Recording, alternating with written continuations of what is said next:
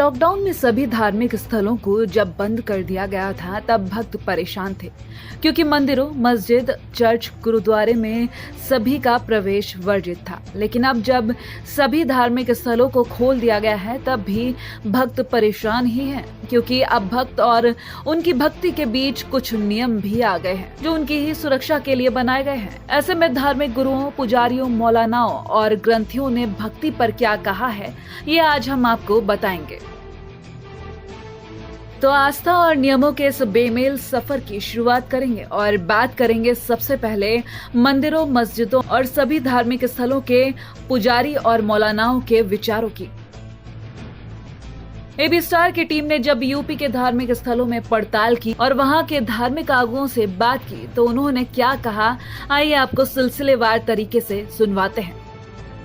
सबसे पहले ले चलते हैं आपको इटावा के धार्मिक स्थलों की ओर और सुनवाते हैं वहां के धार्मिक आगुओं को कि क्या कहना है उनका लॉकडाउन में भक्तों की आस्था पर, क्योंकि ऐसे में इटावा में कई धार्मिक स्थलों पर कुछ सख्ती देखी गई है और कई धार्मिक स्थलों में भक्तों की संख्या भी निश्चित की गई है।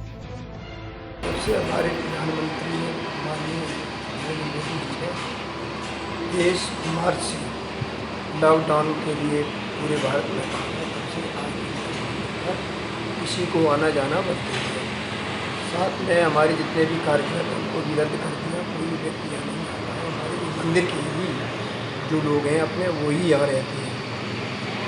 और अभी जो 5-6 तारीख में गुरु पूर्णिमा महोत्सव प्रतिवर्ष बहुत भव्य रूप से मनाया जाता था, उसको भी मैंने स्थगित कर दिया है। सोशल डिस्टेंसिंग का पूरा पालन किया जा रहा है और जो 3 लोगों की इजाज़त दी गई वही 3 लोग इसमें नमाज अदा कर रहे हैं। बाकी बाहर से आने वाले किसी को मस्जिद के अंदर प्रवेश नहीं करने दिया जा रहा है। पूरी तरीके से पालन किया जा रहा है। जो प्रशासन द्वारा नियम कायदे बताए गए हैं वो सारे कुछ जो है निभाए जा रहे हैं। यानी कि लोगों के सैनिटाइजर से हाथ भी धुलवाए जा रहे होंगे, मास्क भी लगा के आ रहे हैं भक्त? मास्क भी लगा के आते हैं सब लोग। लगभग एक बार में कितने लोगों को पूजा अर्चना करने के लिए प्रवेश किया जाता है? 1-2 लोग आते हैं, कोई ज़्यादा नहीं आते हैं। तो सुना आपने, इटावा में मंदिर, मस्जिद और गुरुद्वारों में नियमों का सख्ती से पालन किया जा रहा है और भक्तों की भी एक संख्या निश्चित कर दी गई है। उसी के अनुसार भक्तों को दर्शन के लिए आगे भेजा जाता है। जहाँ लॉकडाउन से पहले रौनक रहती थी, चहल पहल रहती थी, वहीं आज के वक्त में सुनसान पड़ा हुआ नजर आता है। इटावा के बाद अब आपको दर्शन कराएंगे फर्रुखाबाद के मंदिरों और मस्जिदों की और सुनवाएंगे आपको वहां के मौलाना और पुजारी जी के विचारों को कि किस तरह से उन्होंने लॉकडाउन के समय में मंदिर, मस्जिदों का ध्यान रखा है और इस वक्त भक्त किस तरह से वहां दर्शन करने आ रहे हैं। तो सरकार ने हमें आदेश दिए हैं वो उसी हिसाब से पालन हो रहा है। जैसे कौन कौन से आदेश? जैसे कि सोशल डिस्टेंसिंग मतलब और सैनिटाइजर हाथ में रखते हैं, सैनिटाइजर इससे हाथ साफ कराते हैं। अच्छा। और 5 व्यक्ति से ज़्यादा मतलब 5 भक्त से ज़्यादा अंदर प्रवेश नहीं कराते, 5 लोगों को करके दर्शन कराते हैं। शासन और प्रशासन और वज़ीर-ए-आज़म हिंद और मोहतरम वज़ीर-ए-आला की जो हिदायत थी और महकमा सेहत की जो हिदायत थी उस पर तमाम उलमा ने और मसाजिद के अइम्मा वगैरह ने मुकम्मल उसकी हिदायत की है और उस पर अमल किया है। और यही वजह है कि ईद उल फित्र इतना बड़ा हमारा त्यौहार, हम लोगों ने ईदगाह में नमाज न पढ़ के अपने मोहल्ले की मस्जिद में या घरों में नमाज ईद उल फित्र अदा की और इसी तरीके से रमज़ान मुबारक में भी फ़र्ज़ नमाजें मस्जिदों के अलावा घरों में अदा करें। प्रशासन की गाइडलाइन के अनुसार मंदिर तो खोले जा रहे हैं लेकिन मंदिरों में प्रसाद नहीं दिया जा रहा।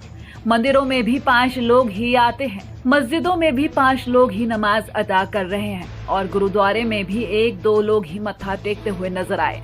वहीं धार्मिक स्थलों की साफ सफाई का भी खास ख्याल रखा जा रहा है। समय समय पर इन स्थलों को सैनिटाइज किया जा रहा है। जहां जाने वाले लोगों का भी सैनिटाइजेशन किया जाता है। इसके बाद ही मंदिर, मस्जिद और गुरुद्वारों में प्रवेश मिल रहा है। हालांकि कुछ लोग गाइडलाइन का उल्लंघन करते हुए भी नजर आए हैं, लेकिन प्रशासन ने इनके साथ क्या किया जरा आप भी देख लीजिए। इन दोनों वीडियोस को जरा ध्यान से देखिए। पहली वीडियो देखिए जिसमें दो महिलाएं मंदिर जाने के लिए बिना मास्क के ही घर से निकल पड़ी। तो देखिए कैसे इस महिला पुलिसकर्मी ने इन दोनों महिलाओं को वहां से भगा दिया। वहीं दूसरी तस्वीर में देखिए जहां 5 से ज्यादा लोगों को एक साथ नमाज अदा करते हुए पाए जाने पर पुलिस ने कैसे इनकी आवभगत की है। वैसे तो ये वीडियो 1 महीने पुराना है, लेकिन सोशल डिस्टेंसिंग की इन्होंने धज्जियां उड़ाई तो पुलिस ने इनकी भी खातिरदारी अच्छे से की। बहरहाल एक तरफ सरकार कोरोना पर लगाम लगाने की कोशिश कर रही है, वहीं कुछ लोग ऐसे भी हैं जो सरकार के प्रयासों पर पानी फेरने में लगे हुए हैं। वहीं ऐसा भी नहीं है कि लोग अधिक से अधिक संख्या में धार्मिक स्थलों में जाकर पूजा अर्चना नहीं करना चाहते, बल्कि लोग गाइडलाइन का पालन कर रहे हैं, जिसकी वजह से धार्मिक स्थलों में लोग कम ही जा रहे हैं और अपने घरों पर ही पूजा अर्चना नमाज अदा कर रहे हैं।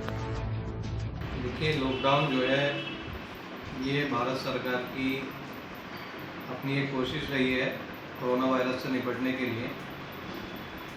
ये पहल, इसका हम स्वागत करते हैं, लेकिन इसमें लोगों के लिए काफ़ी परेशानियां भी रही हैं। सबसे ज़्यादा परेशानी लोगों को खाने पीने की और उनके रोज़गार के ताल्लुक से रही है, और इंडिया की इकोनॉमी पर इसका बहुत ज़्यादा प्रभाव रहा है। इसी वजह से अब हालांकि केसेस अभी भी बढ़ रहे हैं, लेकिन इंडियन गवर्नमेंट ने अनलॉक की प्रक्रिया शुरू कर दी है, तो लोगों के लिए कुछ सहूलतें हुई हैं, साथ ही साथ अभी भी कारोबार में दिक्कत है। लॉकडाउन में भाई आम जनता को बेरोजगारी का सामना करना पड़ा है और लोग परेशान तो हैं। अब मेडिकल वगैरह भी लोगों को ठीक टाइम पर नहीं मिल पा रहे हैं। लोगों के अंदर खौफ और हिरास भी है, परेशानियां तो हैं, और सबसे ज़्यादा जैसे लॉकडाउन में मुसलमानों को परेशानी हुई है तो नमाज की परेशानी सबसे ज़्यादा हुई है, क्योंकि मस्जिदें बंद हुई हैं। जहाँ एक और लॉकडाउन के कारण मंदिरों में भक्तों का आना जाना बहुत कम है, वहीं दूसरी तरफ उन भक्तों के आने से मिलने वाला प्रसाद और चढ़ावा भी अब नहीं मिल रहा, जिससे वहां मंदिर परिसर में पल रहे वो जानवर जो सिर्फ भक्तों से मिलने वाले प्रसाद और चढ़ावे पर निर्भर हैं, वो भूखे ही रह रहे हैं। इसी को लेकर संभल के मंदिर के पुजारी की जुबानी सुनवाते हैं उन बेजुबान गायों का दर्द जो लॉकडाउन में अब और भी ज्यादा बढ़ गया है।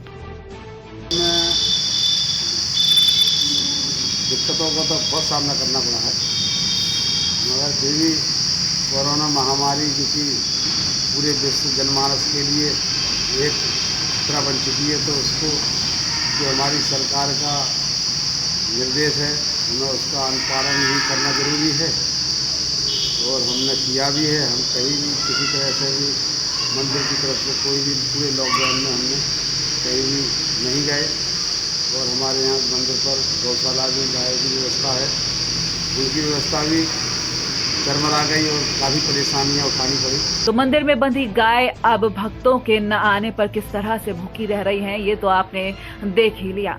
ऐसे में प्रदेश की योगी सरकार से AB स्टार न्यूज अपील करता है कि अभी मंदिरों में किसी भी तरह का चढ़ावा नहीं चढ़ाया जा रहा है, तो ऐसे में मंदिरों में पलने वाली गायों या अन्य पशुओं के भोजन की भी व्यवस्था की जाए।